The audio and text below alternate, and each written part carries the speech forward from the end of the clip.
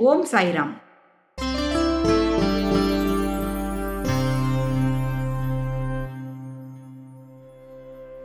చావడి ఉత్సవం గురించి ఎంత చెప్పుకున్నా, ఎన్నిసార్లు చెప్పుకున్నా తక్కువే అవుతుంది. ఆ రోజుల్లో చావడి ఉత్సవాన్ని ప్రత్యక్షంగా చూసినవారు, అందులో పాల్గొన్నవారు నిజంగా ఎంతో ధన్యులు. సాయి మొదట్లో ద్వారకామాయిలోనే నిద్రించేవారు.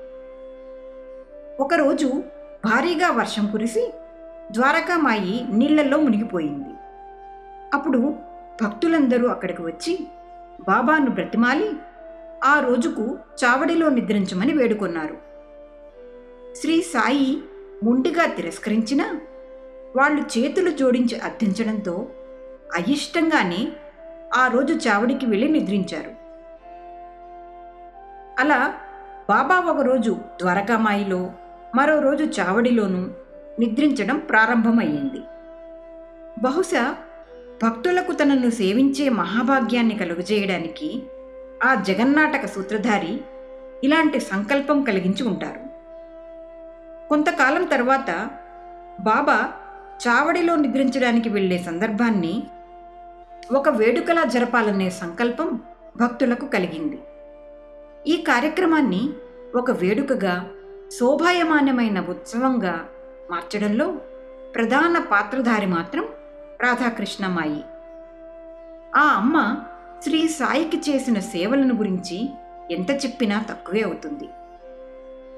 ఇక ఉత్సవం విషయానికి వస్తే, నిజానికి ద్వారకామాయి నుండి చావడి కొద్ది దూరంలోనే ఉంటుంది. కానీ ఆ కొద్ది దూరానికి శ్రీ సాయి నడిచి వెళ్లే సందర్భాన్ని పెద్ద ఉత్సవంలా చేసేవాళ్లు భక్తులు. ఆ దృశ్యం చూడడానికి రెండు కళ్ళు చాలవని, ఆ సమయంలో శ్రీ సాయి పాండురంగని తేజస్సుతో కనిపించేవారని ఉత్సవంలో పాల్గొన్న ఎంతోమంది ప్రముఖులు పేర్కొనడం జరిగింది. ఇలా ఉత్సవం ప్రారంభమైన తర్వాత ఎంతోమంది భక్తులు పల్లకీలను, రథాలను సాయికి కానుకగా ఇచ్చారు. మరో భక్తుడు ఒక చక్కని గుర్రాన్ని కూడా ఇచ్చారు. దానికి శ్యామకర్ణ అని పేరు. కానీ శ్రీ సాయి వాటిని ఎన్నడూ ఉపయోగించలేదు. ఇట్టి ఆర్భాటాలకు వారు ఎంతో దూరం. వారు నెమ్మదిగా నడుచుకుంటూనే చావడికి చేరుకునేవారు.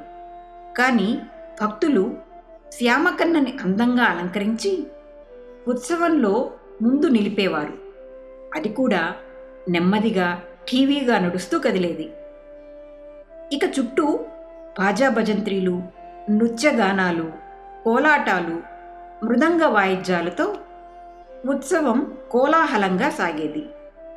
ఎంతోమంది దివిటీలు పట్టుకుని వరుసగా నడిచేవారు. కొందరు బాణాసంచా కాల్చేవారు. రంగురంగు దీపాలను కూడా వెలిగించేవారు.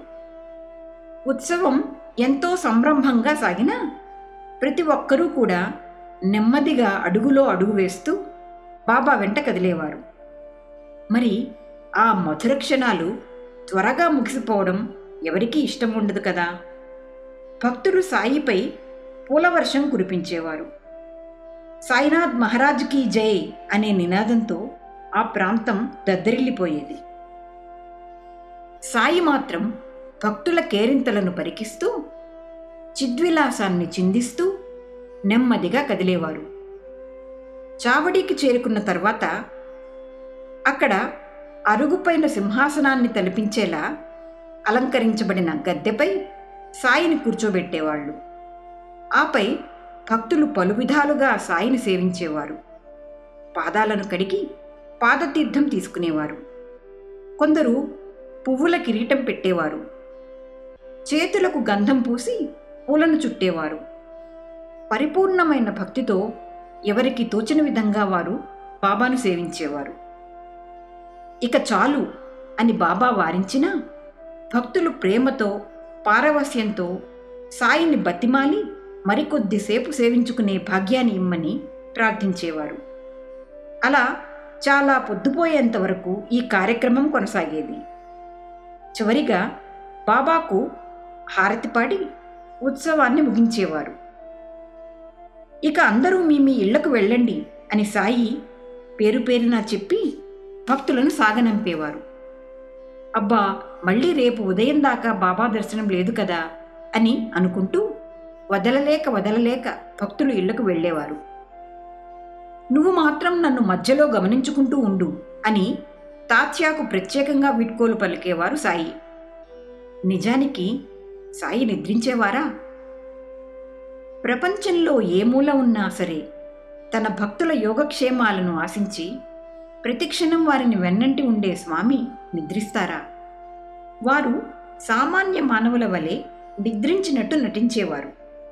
కానీ వారు భక్తుల క్షేమం కొరకు ఎల్లప్పుడూ జాగరూకులై ఉండేవారు. కానీ విషయం తెలియని అమాయక భక్తులు మాత్రం ఇలా పాడుకుంటూ ఇళ్లకు చేరుకునేవారు. ఓ దేవా, నీ చరణార విందములను వదిలిపోవుటకు మాకు దుఃఖము కలుగుచున్నది.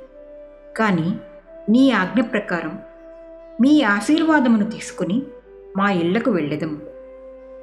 కానీ మా మనసులను మాత్రం మీ పాదాల చెంతే ఉంచుతున్నాము. తిరిగి ఉషోదయమున మిమ్ములను మేల్కొలిపి మీ మధురమైన వాక్కులను విందుముగాక. ఓం సాయిరాం.